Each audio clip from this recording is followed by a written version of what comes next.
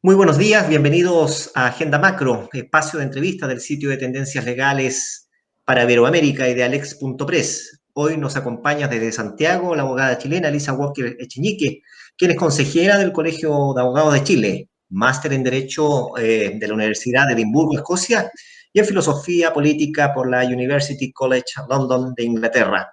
Ella es codirectora del Diplomado de Diversidad e Inclusión de la Universidad Adolfo Ibáñez. Elisa, muy buenos días y gracias por acceder a nuestra invitación. Buenos días, Claudio, y muchas gracias a ustedes por esta invitación. Gracias a ti. Bueno, partamos con alguna cosa más o menos contingente que tiene que ver con la justicia, pero lógicamente también con el proceso constituyente que se inicia en Chile. ¿Te gusta la idea de que el actual presidente de la Corte Suprema, don Guillermo Silva, sea el que dé inicio a la convención el próximo 5 de julio? Así al menos lo ha deslizado, parece, el gobierno, pensando en una figura neutral en esta etapa tan importante para el país. Bueno, encuentro que este es el proceso político, jurídico más importante que estamos viviendo en nuestro país de los últimos 40 años y tiene que ser un proceso que se inicie con el pie derecho, tiene que ser un proceso que dé garantías, que entienda la institucionalidad sobre la cual va a funcionar esta nueva convención constituyente.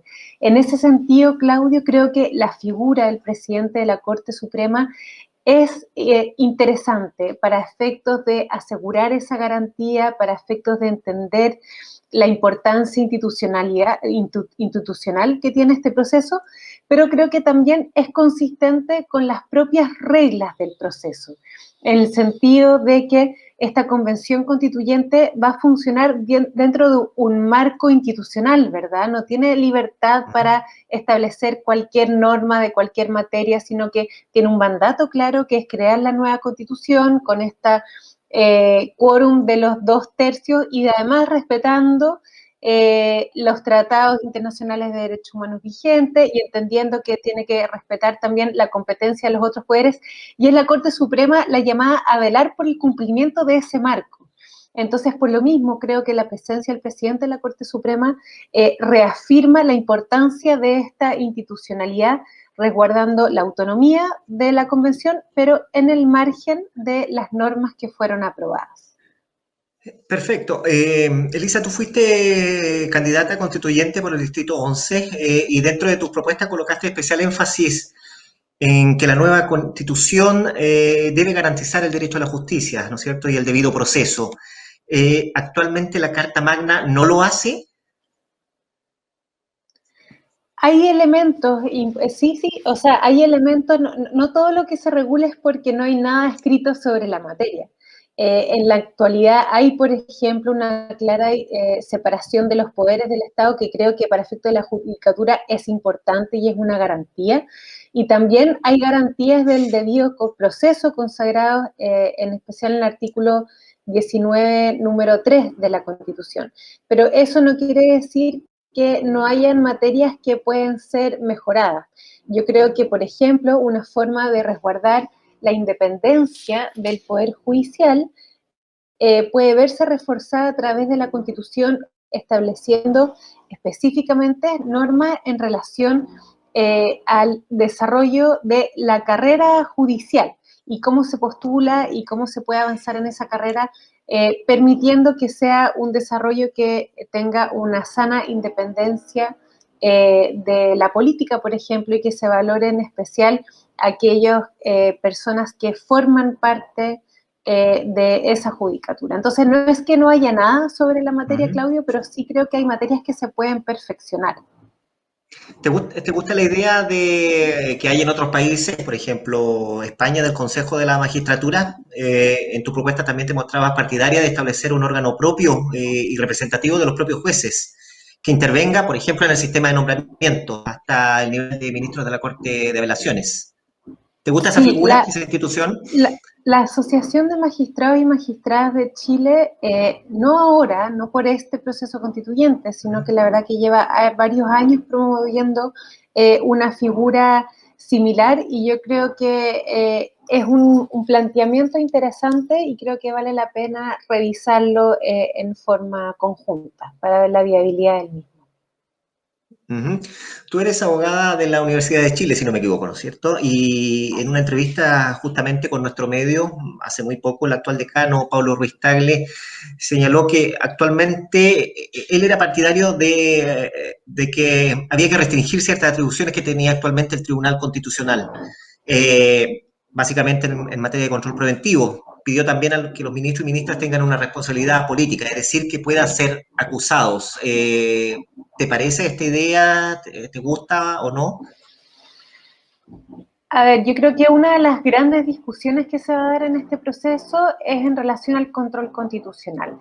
Yo creo que el control constitucional es importante, que tiene que existir en nuestro país, pero la gran pregunta es primero, ¿quién debe ejercer esa función?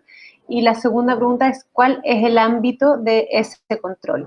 Yo creo que hay muchos que, por ejemplo, promueven la idea de que se ponga fin al Tribunal Constitucional y que sea la Corte Suprema la que asuma ese rol de control de constitucionalidad. Yo creo que es posible mantener la figura del Tribunal Constitucional, la institucionalidad, en especial considerando que cada día más hay una carga significativa de causas de control de constitucional, en especial ex post, que creo que podrían representar una sobrecarga en las labores que en la actualidad realiza la Corte Suprema. Pero en relación a las facultades mismas del Tribunal Constitucional, creo que sería importante discutir la posibilidad de que éstas se reduzcan exclusivamente a un control ex post, pero que se elimine este ámbito del control preventivo, porque creo que lamentablemente ha dado pie para hacer más bien un control político de las iniciativas que se aprueban en el Congreso nacional más que un mero control de constitucionalidad. Entonces creo que en especial en el control preventivo hay mucho que revisar y restringir al punto que yo derechamente eliminaría ese control y lo dejaría, eso sí, concentrado como un control ex post, con el famoso recurso de inaplicabilidad por inconstitucionalidad. Correcto. Vamos al ámbito del Colegio de Abogados, del cual tú eres consejera. ¿Debe ser obligatoria la colegiatura? Es un tema que ha generado un amplio debate al interior del gremio. En distintos medios hemos visto, y tú te abstuviste en su momento, digamos. ¿Qué opinión tienes? Me abstuve no porque tuviera opinión, no tuviera opinión más bien, pero porque estaba de candidata y como candidata estaba obligada a suspender mi participación en el Consejo. Así es que si hubiese podido votar, me hubiera sumado al voto de mayoría en esta discusión que se dio en el Consejo del Colegio de Abogados y hubiese apoyado la posibilidad de restablecer una colegiatura obligatoria. Es importante hacer historia, es importante recordar que en la actualidad lo que tenemos es una prohibición en la Constitución para que los colegios tengan la obligatoriedad de tener como asociados a quienes ejercen las profesiones en distintas áreas. Y eso cambió en los 80, o sea, del 80 para atrás sí teníamos la posibilidad de tener esa colegiatura obligatoria en la Constitución. Y creo que lo principal de la discusión, ¿cuál es el fondo de la discusión, Claudio? Es la importancia de fortalecer el control ético del ejercicio de las profesiones. Yo creo que el ejercicio de la profesión no se puede distanciar o disociar del momento político que estamos viviendo. ¿Y cuál es el principal reclamo que subyace a este momento político? Es un reclamo en contra del abuso de las organizaciones privadas, del abuso de los organismos públicos. Creo que es un reclamo legítimo sobre el cual todos tenemos que hacer el máximo esfuerzo para estar a la altura de las circunstancias y entender que una sociedad, una institucionalidad donde hay abuso es una sociedad que no se construye bajo la lógica de la justicia. Y ese reclamo también nos impacta a nosotros como abogados y abogadas en el ejercicio de la profesión, porque lo que ha generado la voluntariedad de la colegiatura es relajar los estándares de control ético sobre el ejercicio de la profesión. Y creo que justamente lo que buscamos a través de la promoción de esta colegiatura obligatoria es reforzar ese control ético, porque es una respuesta que nosotros damos a la confianza que depositan aquellos clientes que buscan un abogado o una abogada para poder resolver un problema jurídico. ¿El gremio también participará de alguna otra manera? ¿Ya se ha conversado al interior del organismo cuando ya empiece el proceso en sí?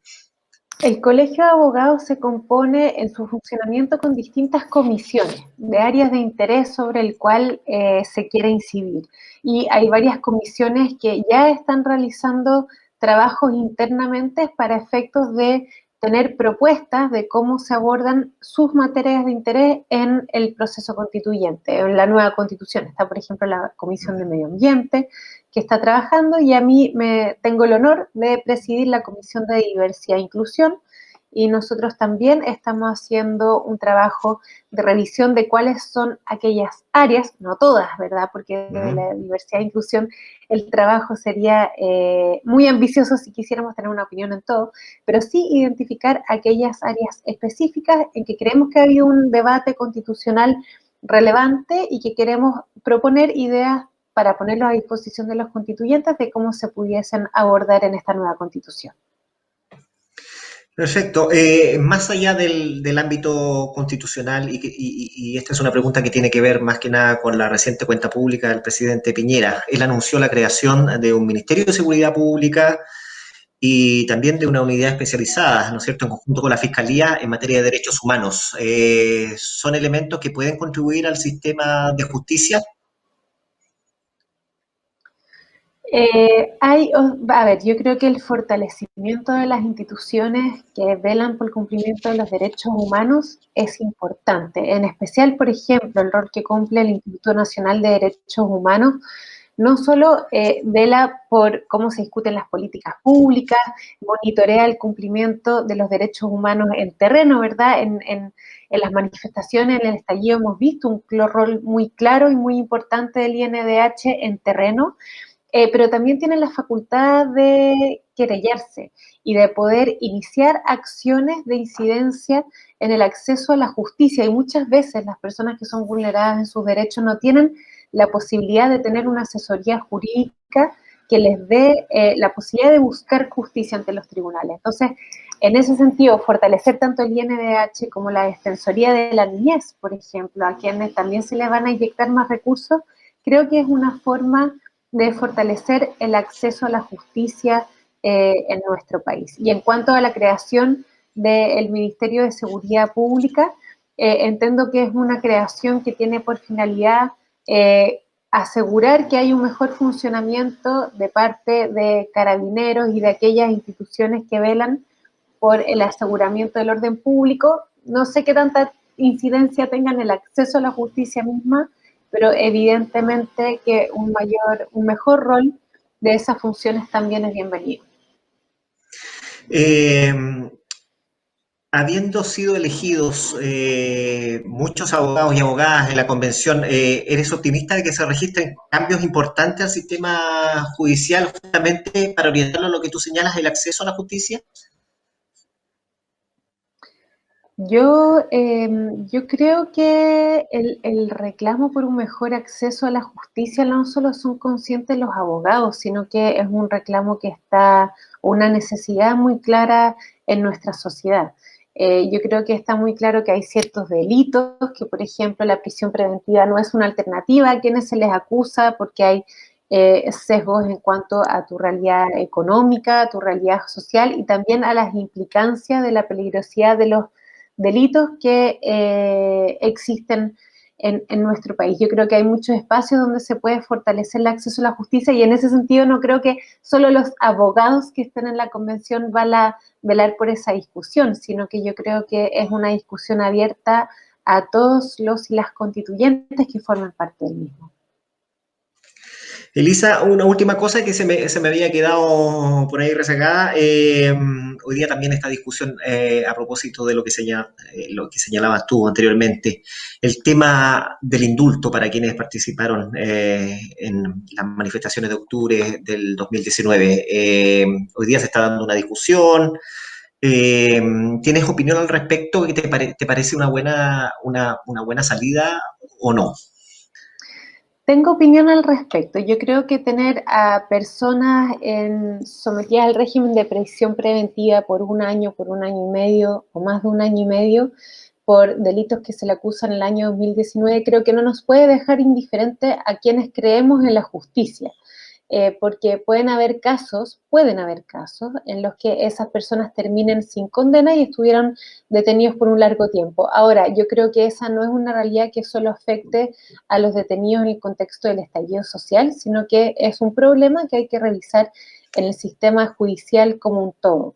Pero también creo que efectivamente en el contexto del estallido social hubo personas que incurrieron en actos delictuales de la extrema gravedad, incurriendo en homicidios o tentativos o frustrados o concretados o en actos de violencia, de quema de edificio o de atentar contra la integridad física de otras personas, y yo creo que esos actos no pueden quedar sin condena. Es importante que el proceso sea justo, pero es importante que el proceso se lleve a cabo y se lleve a término. Y si efectivamente el sistema judicial concluye y que hay pruebas suficientes para acreditar que esas personas fueron responsables de los delitos que cometieron, yo creo que es importante que haya una sanción.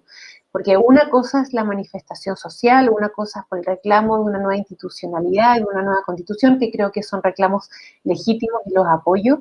Otra cosa es hacer uso de actos de violencia extremo para efectos de promover esas causas. Y yo creo que es importante separar las aguas y entender que el reclamo es justo, pero eso no justifica actos que en nuestro país son delictuales. Yo creo que esos actos delictuales, en la medida que haya pruebas suficientes y como te digo que el proceso efectivamente se lleve a cabo, si la conclusión es que hay un responsable, creo que es importante que haya una condena.